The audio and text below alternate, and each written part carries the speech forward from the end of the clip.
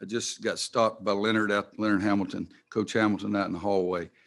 I saw Leonard this morning during his practice, but these things that are coming up for him in the National Hall of Fame. Leonard Hamilton deserves to be in the Hall of Fame.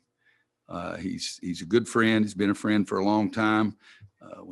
When I was starting out at North Carolina, he was at Kentucky. But what he's done and his record, and I mean, guys, more than likely he's going to win the league again this year, second year in a row. It's hard. There's 15 teams in this league. That right there is really, really hard. And he lost 2 or 3 guys that were drafted, 2, I know, at least in the first round.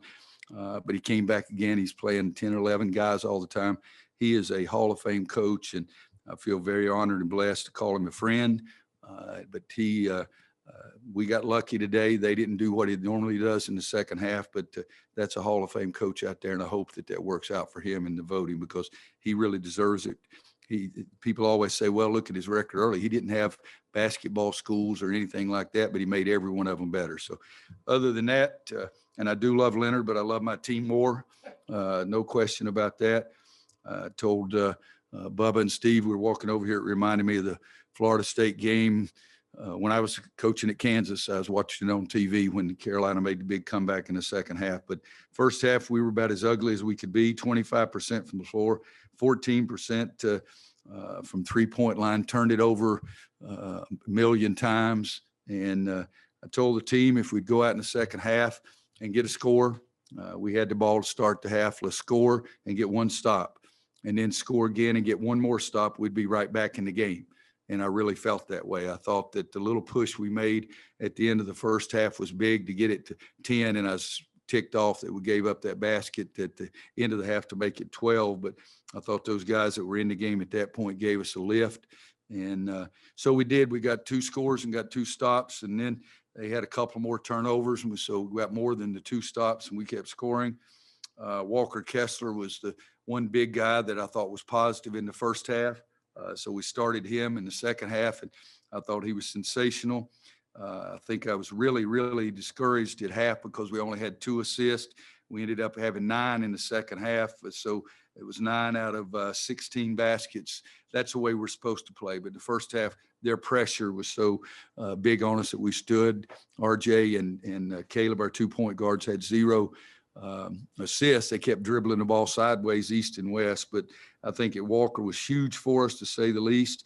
Caleb was much more effective putting the ball in the basket in the second half, 6 for 6 from the foul line. Kerwin 4 for 4 from the foul line, 14 out of 14 from the foul line in the second half. But I just think defensively we were a lot better in the second half. And then I think also they turned it over, and that helped us. But I think making the free throws, and we got fortunate too, because at Florida State, they make 26 out of 27, and today they missed some key free throws in the second half that helped us. Brendan Marks, go ahead. Hey, Roy, congratulations on win number 900. You mentioned Walker was sensational. But what was working for him today? And this game is obviously his best yet at UNC. How have you seen him grow since he first arrived to be capable of doing what he did today? Well, I think, guys, people don't realize that this young man had 2 14-day close contact quarantines, and he never tested positive. And that second 14 stretch was the 2 weeks right before practice started. And so he missed that time right before practice started. And in Asheville, one game I put him in, and we called a play, and he looked at me like I was talking Chinese. And he's so great a kid. He cares so much. I mean, he cares so much, he beats himself up. And I think that we've tried to get him out of that. If he misses a shot, he's still thinking about it 5 possessions later. So been trying to get him out of that. His knees have been giving him a problem. I told him he might still be growing. But you take away what he's done from that point to now, he just got a bad start to our season. Okay, missing 14 days right before we start playing is tough. And at that same time, his shot wasn't going in as much as it used to, and he started worrying about that.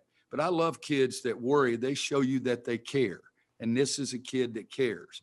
And you look back, and I don't know, you guys got the stats, his last 4 games or 5 games, he's gotten a little bit better, a little bit better, a little bit better, and he deserved the time. And Garrison was struggling. I got mad at Garrison for missing the box out and put him right back in. And Garrison, they give him the tired signal. And so he was ready to go. He goes back in, and Walker Kessler understood immediately. And I think that then when I put him back in again, I took him out one time because he was tired. But I just love it for the kid because he beats himself up, but he cares. And again, I've said many, many times, give me a kid that cares. That's a kid that's going to really get better. So to answer the question, he's been getting better. Today, the pace of the game early, up and down, the guys were finding him around the basket, and he's a great finisher. And even on the inbounds play when he knocked in that 10-foot jumper. So I just thought he was phenomenal for us. And on the defensive end of the floor at the end of the first half, he was one of those guys in there that had at least one block and maybe two during that stretch as well. So I just as happy as I can be for him. And he's one of those guys that I always say, do the best you can because you never know when you're going to be called on. And he was called on today, but he's been called on the last 4 games as well. I think he was big in every game we've been the last 4 or 5 games. Thank you. CL Brown. Roy, how much can a win like this serve as a springboard, especially coming off of the performance against Marquette? CL, I don't know. I mean, think about it, guys. God almighty, I would have thought last week's game against Louisville would have been a springboard too, and the daggum diving board broke, and everybody fell in the pond. But I think the guys appreciate how hard they had to work on the defensive end in the second half, and I think how going to the free throw line and making the free throws are things that they're going to remember as well. So I'm hopeful, but yeah, we've got 4 or 5 hours to enjoy this. And then tomorrow we got quick practice and get on the plane and go to Syracuse. The schedule's been a difficult schedule for us. And this turnaround quick like this has been something that I've seen coming down the road, but they'll enjoy this until about midnight tonight. Andrew Jones. Coach, the dribble drives were a bit of a problem in the first half, but not as much in the second half. What did you guys do differently to keep them from having that much success driving to the basket after halftime? Well, we were a little better covering the basketball, but close to the end of the first half, RJ got beat on the drive, and the guy goes all the way to the basket, and we had Caleb and Anthony on the right side.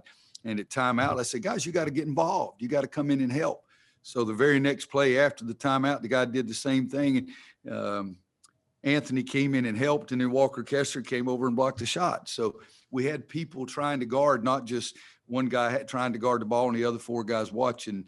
First half was not good defensively. It was so ugly. It was ridiculous, but we were better in the second half. But also we caught Florida State when they missed some shots, even missed a dunk, and like I said, missed a couple of free throws. I like 49 points in the second half a lot better than 29 in the first. Adam Smith, go ahead. Roy, I know you want to win every game you play, but given the way the first half had gone with just all the problems in it, you know, you're playing the best team in the league probably, and it seems like you're just kind of drowning in things. To be able to turn it against that team and to do what you did in the second half is, I guess, is there an extra satisfaction just the way you won this and the way you went about getting out of what you had dug yourself into? You know, Adam, it could be. I don't think too much in those terms, but I do know that in the first half, I thought they were 3 calls that I didn't really like, and all of a sudden my team is complaining on every call. And my gosh, I look at the video board, it was an illegal screen that Amato caught. Dayron did hook the guy. And so I had to get on him about those kind of things. But that, I think, in the second half, we just played. You can't control what the other team does to some degree. You can't control what the officials do. So you got to play. But I thought that we showed our immaturity in the first half, blaming everybody else instead of being accountable.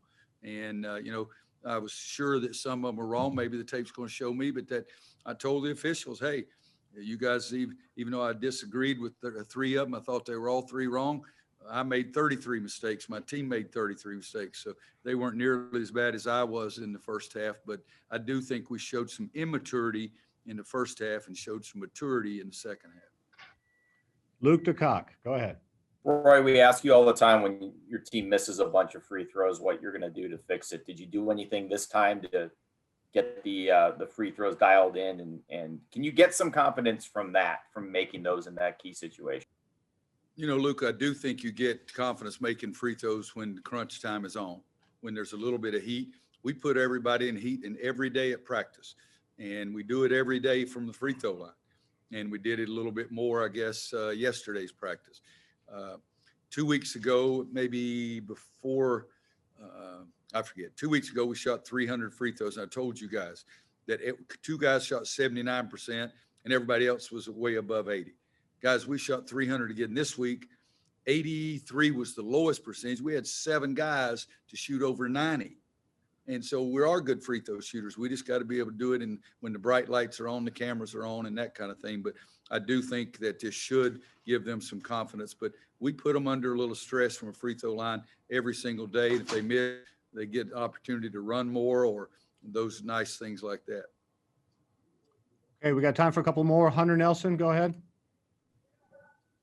Hey, Coach, congrats on the win. Congrats on 900. So for a team that's as young as yours, they sort of came out sluggish in the first half, playing in front of fans for the first time in the Smith Center.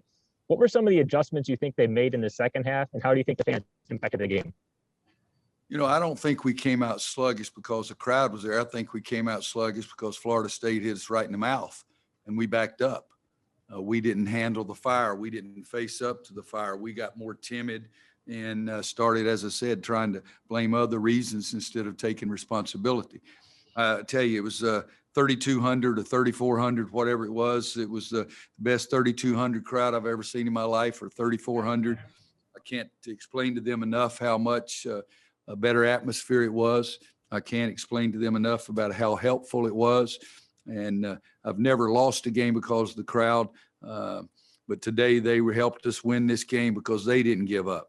And I think that I was thrilled for them. I'd be thrilled if we'd get back to a more normal place in our world. I hope we don't start opening things up too quickly and start seeing those spikes come back up with the new variants around. And I watch it every day, guys, every day. I got more knowledge and probably on this stuff than all you guys in front of me there. But the crowd was sensational. It was fun being back in that environment.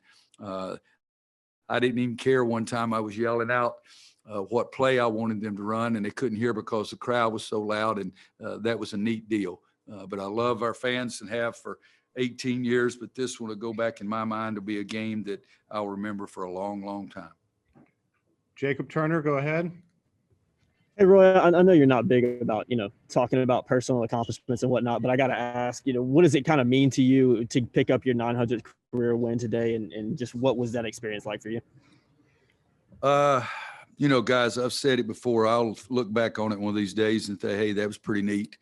But I was focused on one thing, trying to help this team get to 15. And we laid a bad egg a couple of days ago, and I wanted to bounce back desperately. I told them I wanted them to have that desperately focused attitude that I'll have. It's neat, and I appreciate all the players that have ever been involved in those things, my assistant coaches. I've had the staff. For 33 years, I felt like I've had the best coaching staff in the world, and I believe that every day. But it was nice, but I wanted to get them into the locker room so we could act like a fool. And Steve Robinson and Steve Kirshner, and I really didn't want to do anything, but it was nice. And like I said the other day, though, 69 is not a round number, but I appreciated shooting 69 more than I did 70. And if I had dropped dead walking out before the game today, I would have still had 899. That's not that far from 900, so it's okay. Okay, Kiara Luck. How's that for an answer? Sorry. Well, yeah, he kind of took my question out for me, Coach, about your 900th win. But I just wanted to talk about, again, the significance of this team. And, what do you hope to kind of carry throughout the remainder of the season and, push for that extra hype going into the postseason? Well, our focus will be solely on Syracuse. I want them to enjoy this until midnight. An old friend of mine that just passed, Marty Schottenheimer, always said you can enjoy the game to midnight. And then after that, you got to look on to the next one. But I want those kids to enjoy this. I don't think there'll be any videos or anything about our guys out tonight, anything at all like that. They will enjoy this.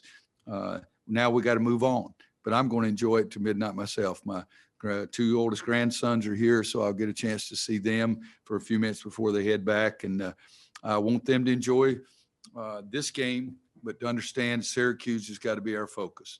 And college basketball's tough. I mean, bam, bam, bam. And the ACC's tough too, because you look at our last 3 games, it's Florida State, first in our league, at Syracuse, Duke, who's probably playing as well as anybody in our league. So it's a difficult schedule, but let's enjoy this and then focus our tail off on Syracuse and see what we can build on. Thank you, Coach.